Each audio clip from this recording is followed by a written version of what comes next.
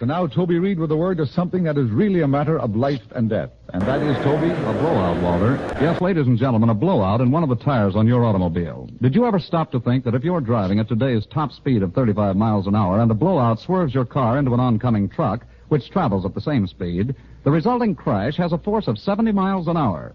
Now, that's enough to double you right over the steering wheel and push the engine through the dash. Yet there is actually no need for a blowout to throw your car out of control, not if the car is equipped with Goodyear lifeguards. For the lifeguard is an inner tire, a two-ply safety tire within a tube. It replaces the conventional inner tube, and if your outer tire and tube blow, the inner tire of the lifeguard remains inflated, holds the car steady so you can come to a sure, safe stop. That's the kind of blowout protection your family needs, and such sure protection it is that never once has a lifeguard been reported to fail. Never once. Think it over. Ask your Goodyear dealer if he has any of the few lifeguards now available. If so, equip your car with lifeguards, which are now ration-free. For remember, when your tire blows out, the Goodyear lifeguard never lets you down. All right, folks, welcome to the ACC Kickoff here. We did have a little issue with Rob Sanders, our good friend at Punch Sports Talk. Thanks for joining us this morning. So we have Stephen Bailey from the Syracuse Post-Standard, who we have him on every Wednesday night on our show during the college football season and he also did basketball as well, right? Nope. No basketball? No basketball. Okay, I thought you did. Probably your partner in crime, probably. Well, Stephen, let's talk about Syracuse last year. A tough year. You know, they had some games they had a chance to win. They lost to Florida State on a missed field goal down in Tallahassee. They had Miami on the ropes, and Miami, beat them. What do they have to do this year to improve to get back to a bowl game? Yeah, so they haven't been to a bowl game in 4 years. The entire graduating class didn't go last year. They need to figure out how to win at the end of the season. Dino's had marquee upsets in each of his first 2 years. Virginia Tech 2 years ago, they were 17th. And then obviously Clemson last year, the biggest win for the program in like 30 years. Mm-hmm. So there are definitely signs that success can be had in the Babers era. It's about winning later in the year. Syracuse is 1-15 in the last 4 Novembers. Under Dino, the defense is broken down late in the year. They lost their starting free safety early, both for 2 years. A couple other key injuries, and just not having the depth to substitute early in the year. We saw the defense break down, and then the other side of the ball, Eric Dungy, 3-year starter, but he hasn't finished any of those years healthy. So got to have a team that can compete at the end of the year. Yeah, Eric was injured during that Florida State game, but he came in anyway and played pretty well. But I think he got injured during that game. Yeah, right? he is a tough guy. I think the medical staff pretty much needs to tell him, hey, he can't play. If he's got any wiggle room, he'll take it. Well, you guys open up in the state of Michigan, Western Michigan. Last year you played Central Michigan, so I guess you're taking care of the Michigans right now. Yeah, right? The directional Michigans is part of the non-conference scheduling approach, apparently. The Western Michigan game is really interesting because their head coach is Tim Lester, who was at first the quarterback's coach and then the offensive coordinator under Scott Schaefer at Syracuse before that staff was fired. So, he's probably got he's a very laid-back guy, and not like Scott, who came in fired up to win in Syracuse last year in Middle Tennessee. Mm-hmm. Tim's probably got a little bit of chip on his shoulder. His defensive coordinator is Tim Doust, who was the D-line coach under Schaefer at SU, and they've got a couple guys that just got a graduate transfer in Juwan Dowles, who came from Syracuse. So they're very familiar with what Syracuse does. I think SU has a bit of an edge in the talent level, but that's a tough opener on the road, and playing in the ACC Atlantic. 2-2 in non-conference might not be good enough. Right, exactly. I totally agree with you. And then you got to take on Clemson and Pitt on the road. Clemson is a rematch of, like you said, last year. And I was down here in Durham getting ready for the Florida State Duke game. And my friend and I drove all night to get to Durham because we got stuck in traffic, and it was a disaster by the time we got to our hotel. But we got there just in time for the end of the game, and him and I were sitting here going, what? We're in the car and we see the score, and I said to him, are you reading your phone right, dude? Because I'm driving and he's in the passenger seat, and he's like, no, that's what I see. I'm like, okay, buddy, because it's funny, my friend likes to declare people winners, like he's like the election, he calls me over and goes, I declare them a winner. I'm like, dude, it's like the third quarter, bro. Like you still have a little early on the shot. Yeah, no, it's like, what are you, like ABC there? You know, like project the winner. But how was that environment like on a Friday night up there with Clemson and guys winning? How was it? Did it feel like the old times when McNabb and all those people used to be in the Big East? Yeah, I mean, I was like kid. 5 years old when McNabb played, so I don't know, but it was pretty cool. It was the coolest atmosphere I've seen covering a football game in the Dome. The students were a little late arriving on a Friday night, but once they realized it was going to be a game, the place really filled up. It was cool to see. The offense was clicking. Steve Ishmael, graduated wide receiver now, was just outstanding. Physical the whole game, had one touchdown taken away for a PI call, but battled and got a really important one down the stretch. The defense turned in one of its best games. Chris Slayton, the defensive tackle here, was just a monster in the trenches, forcing runs outside and then chasing guys down. He knocked Kelly Bryant out of the game. Yeah. Although he wasn't playing well, that was still kind of a momentum shifting play. So you're going to go in a couple minutes to hear Coach Babers talk for the first time since the spring teleconference call. What do you expect for him to speak to about the team today? Yeah, well, I think that one of the most interesting things is they just they didn't really announce it, but in their preseason camp depth chart, they have their defense listed as a 4-2-5. So it seems like they're going to play more early down nickel, which kind of makes sense given their personnel. They're replacing all of their returning linebackers. The pass defense has been an issue throughout the last two seasons. So you figure you go nickel, you can play a little tighter underneath. But how are they going to be able to defend the run is the other side of that coin. So I'm curious what went into that decision, what he's kind of expecting from them. How big of an adjustment is it? Is it just as simple as switching out your strong side linebacker for Antoine Cordy? Right. Or are you changing some language things? Are you going to play more man underneath? They've been pretty zone heavy the last couple of years. What's that adjustment like? Because it's an important one, and it signifies that Dino's willing to try and make changes to fit his personality. Exactly. Well, Stephen, I want to let you get ready for that. Thank you for taking some time for me this morning, and we will love to have you on in the fall when we do our college football tonight on Herberton Sports Radio and on Wednesday nights. So we'd love to have you on. We'll talk about that Michigan game and throughout the season. Sure, yeah, I'm sure I'll be back. Thanks so much. All right, man. We'll be right back here on the Sports Desk. Hey, babala-dinga. Hey, babala-dinga. There was a flood, and many poor men were killed. And that is why our house is built on the top of a hill. The plains are like a friend.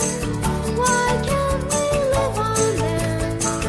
And if a flood should come, why can't we run?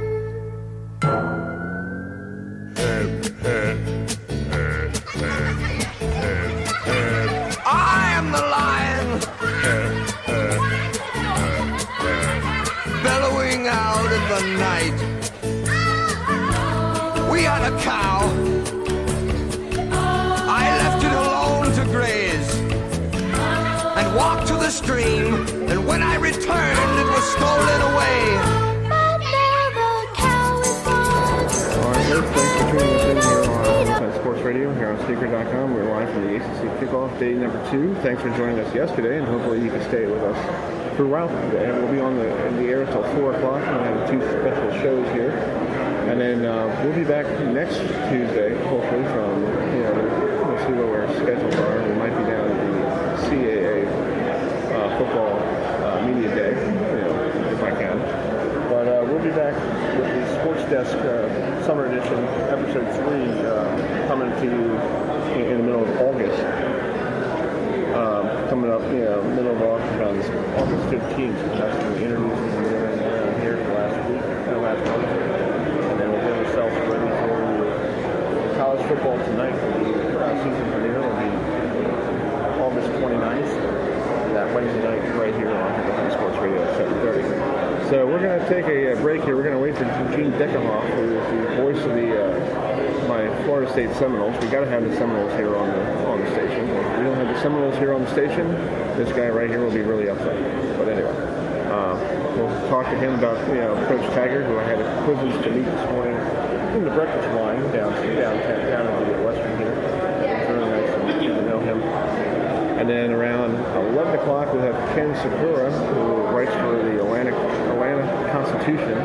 Hopefully he'll stop by and we'll talk about Georgia Tech yesterday and the rest of the ACC with him. And then John Meterpaul, who does a lot of arena football for CBS Sports Network. The arena playoffs are going on right now between Baltimore and Philadelphia. And our very own Steve Zulis will be there tomorrow night, Friday night down there at the big chicken box called Royal Farms Arena. He also does the Boston College football radio broadcast, so we'll talk to him as well. And around 11:30, we'll have David Hood from the Tigers.net on. We'll talk to him as well. So we're going to get you back to some great music here. Let's go with some Chris Christopherson here, right here on the Sports Desk, and on Sports Radio from the ACC Kickoff.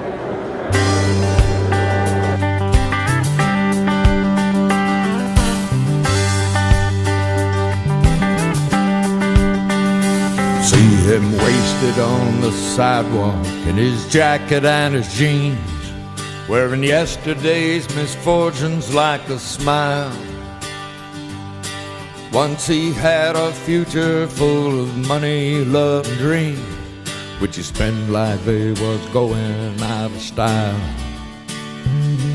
And he keeps right on a change, for the better or the worse, searching for a shrine he's never found, never knowing if believing is a blessing or a curse, or if the going up was worth the coming down. He's a poet, he's a vicar, he's a prophet, he's a pusher, he's a pilgrim and a preacher, and a problem when he's stoned. He's a walking contradiction, partly truth, partly fiction, taking every wrong direction on his lonely way back home. He has tasted good and evil in your bedrooms and your bars, traded in tomorrow for today, running from his devil's lord and reaching for the stars, losing all he loved along the way. But if this world keeps right on turning, for the better or the worse, and all he ever gets is older and around, from the rocking of the cradle to the rolling of the hearse, the going up was worth the coming down. He's a poet, he's a liar, he's a prophet, he's a dreamer, he's a pilgrim and a preacher, and a problem when he's stoned. He's a walking contradiction, partly truth, mostly fiction, taking every wrong direction on his lonely way back home.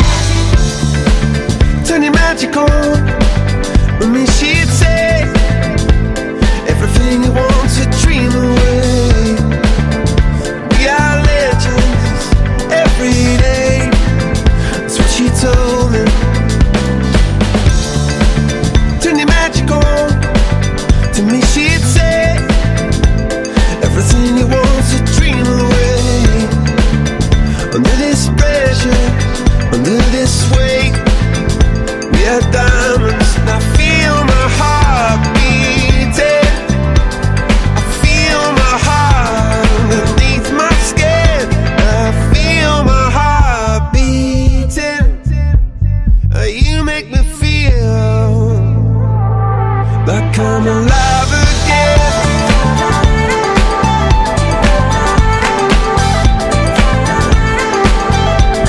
Alive again.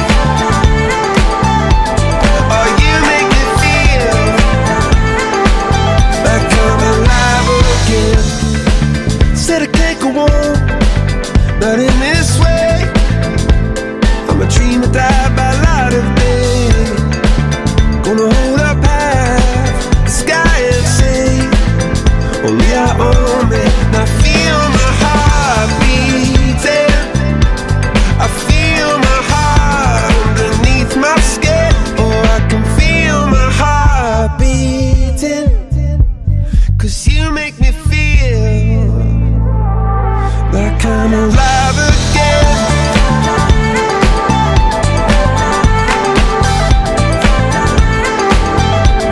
Alive again. Oh, you make me feel like I'm alive again.